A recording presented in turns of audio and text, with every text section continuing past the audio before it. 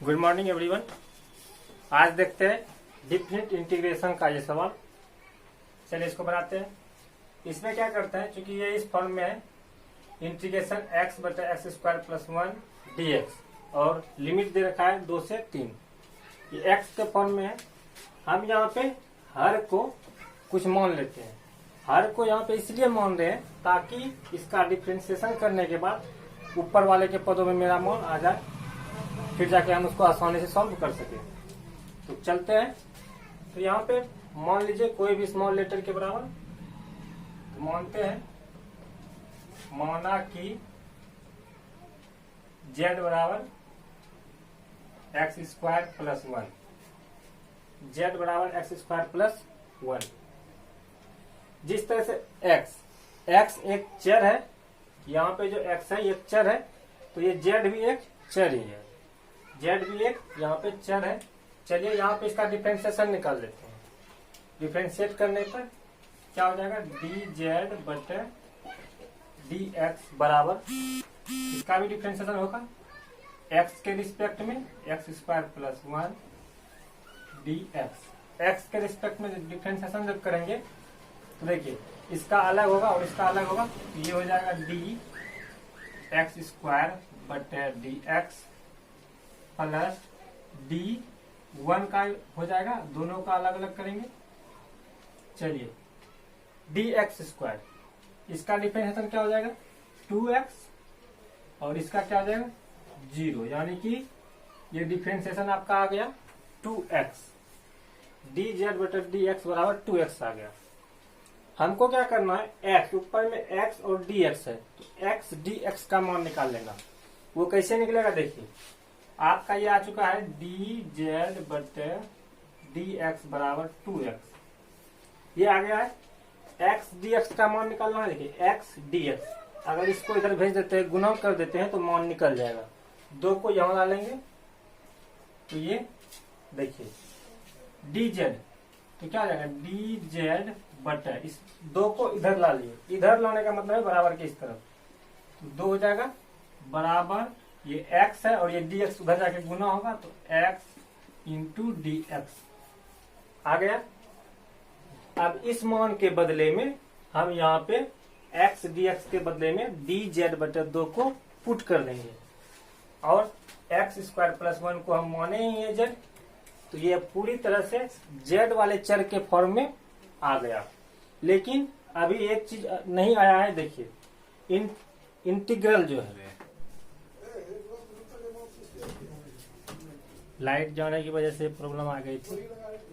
तो चलिए देखते हैं कि अब इसमें अभी एक चीज और करना है कि आपको लिमिट चेंज करना है, लोअर लिमिट और अपर लिमिट, इसको चेंज करना है। क्योंकि जब ये चर यहाँ पे x था तो लिमिट 2 से 3 थी, लेकिन अब चर बदल रहा है।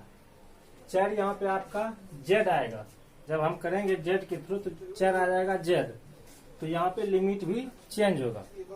तो करते हैं कि लिमिट आखिर कैसे चेंज करेंगे नए चर के कारण। तो देखिए यहाँ पे जब x में x था तो लोअर लिमिट 2 था, x के लिए लोअर लिमिट जब 2 था लिखेंगे, चूंकि x बराबर 2 lower limit, lower limit x के लिए लोअर लिमिट जब 2 था, तो z के लिए वो क्या होगा, देखिए तो z बराबर, चूंकि z बराबर क्या है एक्स स्क्वायर प्लस 1, तो यहाँ लिखेंगे देन z बराबर एक्स स्क्वायर प्लस 1 बराबर x का मान कितना, लोअर लिमिट के लिए 2, तो 2 square plus 1 is equals to 4 plus 1 5। यानी कि ये 2 जो है x के लिए ही तो लोअर लिमिट है, ये x के जगह पर ही पुट होता आगे चलकर, इसीलिए x बराबर 2 लिए, चूंकि x बराबर 2 लोअर लिमिट, तो z के लिए लोअर लिमिट क्या होगा, तो देखिए z is equals to X square plus 1 is equals to 2 square plus 1, यानी कि 5 आ गया। ये lower limit for z, lower limit for z Z क्या है, एक चर है, ये बता ही दिए, जेड एक चर है। चलिए अब अपर लिमिट x बराबर 3। अब अपर लिमिट की बात करते हैं, ऊपर वाला इसको अपर लिमिट बोलते हैं, इसको लोअर लिमिट। अपर लिमिट क्या हो जाएगा,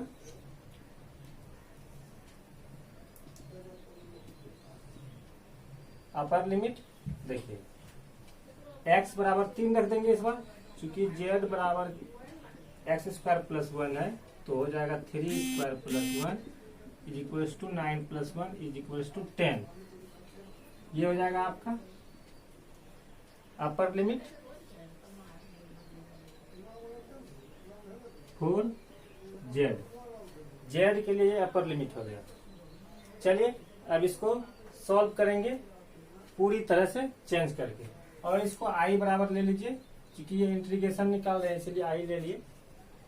तो अब हो जाएगा आपका आई बराबर, यहां से स्टार्ट करते हैं, आई बराबर हो जाएगा, यहाँ पे अभी क्या है 2 से 3 है, एक्स बटे एक्स स्क्वायर प्लस 1 dx है।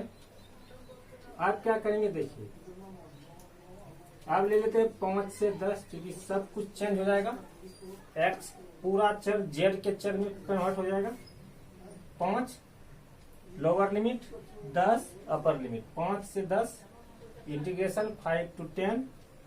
अब देखिए x dx को क्या लिखेंगे हम, x dx को लिखेंगे dz बटे 2, तो लिखते हैं dz बटे 2, और क्या है यहाँ पे बटे एक्स स्क्वायर प्लस 1 है, x dx के बदले में लिखे हैं dz बटे 2, एक्स स्क्वायर प्लस 1 भी तो है, अब उसको क्या लिखेंगे गुना 1 बटे z, नीचे है इसको क्या माने हैं z माने हैं, देखिए z बराबर एक्स स्क्वायर प्लस 1, तो ये हो जाएगा 1 बटे z।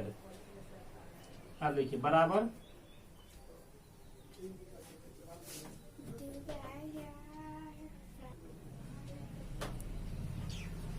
अब देखिए क्या करते हैं यहाँ पे, बराबर 5 to 10 dz बटे 2। देखिए क्या करेंगे, ये 1 बटे 2 को पहले बाहर कर लीजिए, आप अचर को बाहर कर सकते हैं, 1 बटे 2 एक अचर है, इधर बाहर कर लिए, 1 बटे 2 बाहर हो गया। अब यहाँ पे आपका बच गया 1 बटे z इंटू dz, और इंटीग्रेशन 1 बटे z का जो फॉर्मूला होता है वो log z होता है, log z, तो ये हो जाएगा 1 बटे 2 log z modulus of z, log modulus of z, mode में लेते हैं मॉडुलस ऑफ z। चलिए तो ये क्या हो जाएगा, अब यहाँ पे आपका लिमिट भी लग जाएगा 5 to 10, लिमिट भी लगा दिए। अब देखते हैं क्या करेंगे, देखिए थोड़ा सा ऊपर का मिटाते हैं, यहाँ पे आप लोग नोट कर लीजिए इसको,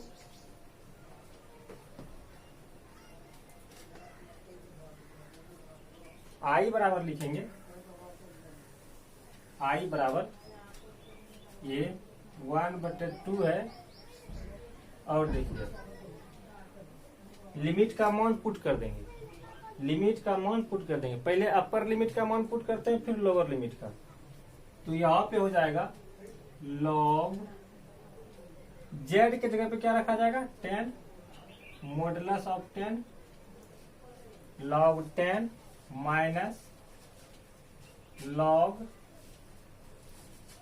z के जगह पे इस बार 5, modulus of 5 is equals to हो जाएगा 1 बटे 2। देखिए एक लॉग में जो है आप ये फॉर्मूला पढ़े होंगे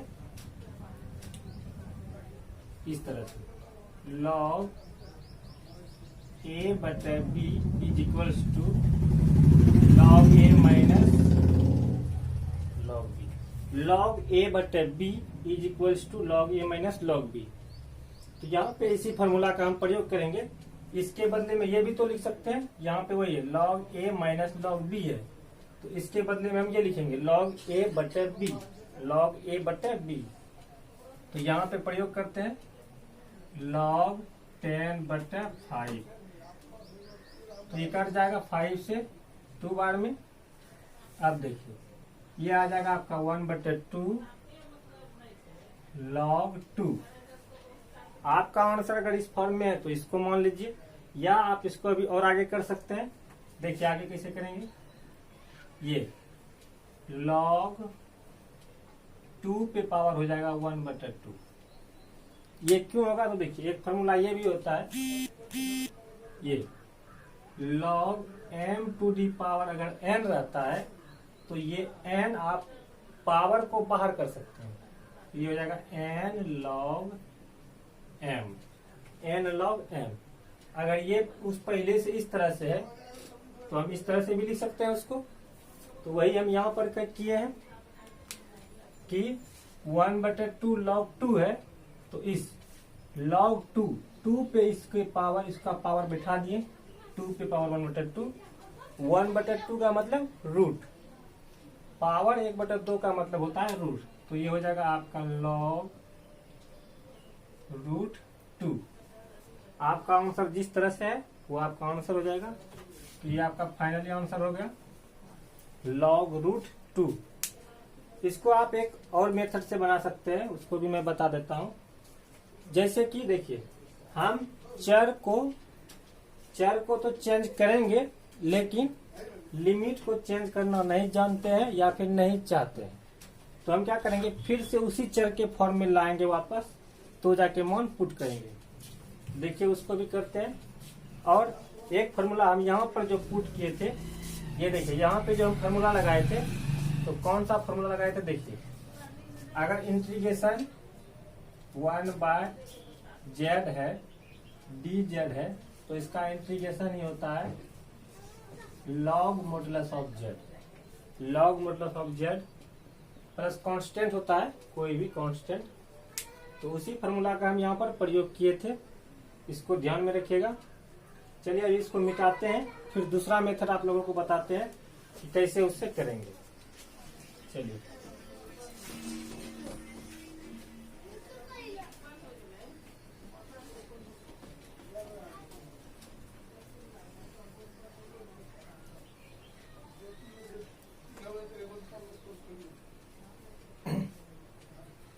चलिए यहाँ पे फिर से मानेंगे वही, लास्ट तक तो वही करना है, थोड़ा सा लास्ट में वो चेंज होगा। लेट मान लेते, इस बार मान लेते स्मॉल t बराबर x² + 1 हो जाएगा। चलिए दोनों तरफ डिफ्रेंशिएट कर दीजिए, तो डिफ्रेंशिएट करते इसको, तो ये हो जाएगा dt/dx बराबर, x के रेस्पेक्ट में डिफ्रेंशिएट कर रहे हैं, x² + 1/dx is equals to dx² dx। अलग अलग डिफ्रेंशिएट होगा, 1 का अलग हो जाएगा dx। x² का जो डिफ्रेंशिएट होगा x के रिस्पेक्ट में, तो ये हो जाएगा 2x, और अचर का जो डिफ्रेंशिएशन होता है वो क्या होता है 0, तो ये आएगा आपका 2x। चलिए x इंटू dx का मान निकाल लेते हैं। किससे निकालेंगे, तो इससे, देखिए किससे निकालेंगे, dt/dx है इज इक्वल्स टू आपका आ गया 2x। इसी से मान निकल जाएगा x dx का। तो देखिए ये क्या हो जाएगा, x इंटू dx, ये dx इधर गुना हो गया, तो 2 जो है इधर आके भाग हो जाएगा dt में, तो x इंटू dx का मान आ गया dt/2। चलिए इस मान को अब यहाँ पे पुट करेंगे, और t बराबर x² 1, यानी कि x² + 1 की जगह भी इसको पुट करेंगे। देखिए i बराबर ये है, तो इस बार हम क्या करेंगे, लिमिट को नहीं लेंगे, बिना लिमिट का पहले निकाल लेते हैं इंटीग्रेशन का मान। तो देखिए यहाँ पे लिमिट अभी नहीं लेंगे, क्योंकि हम t के रिस्पेक्ट में कोई लिमिट निकाले भी नहीं है, इसलिए लिमिट को नहीं लेंगे। अगर आप निकालना नहीं जानते हैं तो इस विधि से बनाइए, बेटर रहेगा। तो देखिए तो क्या हो जाएगा, ये x/x² + 1 dx है, तो ये आपका हो जाएगा, ध्यान दीजिए, इंटीग्रेशन x dx क्या मान निकाले हैं, dt/2 इंटू बटे में 1/x² + 1, तो 1/, हम एक्स स्क्वायर प्लस 1 को क्या माने हैं, टी, तो ये हो जाएगा आपका टी। अब देखिए क्या करेंगे, आगे 1/2, ये 1/2 बाहर आ सकता है, आप समझ जाइएगा, ये अचर है तो ये बाहर आ गया। अब यहाँ पे क्या बचा, dt/t, और इसका क्या होता है, इसका फॉर्मूला आप जानते हैं, इसका जो फॉर्मूला होता है integration 1/t dt equals to होता है log t, log modulus of t, modulus of t। तो यही हो जाएगा, यहाँ पर भी करते हैं, देखिए ये हो जाएगा 1/2 log मॉडुलस ऑफ t, और प्लस में एक कांस्टेंट भी आएगा, प्लस में एक कांस्टेंट भी आएगा। क्योंकि ये डिफिनिट इंटीग्रल अभी नहीं है तो यहाँ पे एक कांस्टेंट अभी आना है। जब ये डिफिनिट इंटीग्रल रहता तो कांस्टेंट हम नहीं देते। चलिए तब ये कांस्टेंट आएगा। अब ये आई का मान निकल गया है ये, तो हम क्या करते हैं, लिमिट पुट करने पर अब लिखते, और एक बात और यहाँ पे कर लेते हैं, देखिए हाफ लॉग ये t का मान रख दीजिए। t का मान क्या है, x square plus 1 modulus of x square plus 1। चलिए ध्यान दीजिए, x का कोई भी मान रखिएगा तो वो पॉजिटिव ही,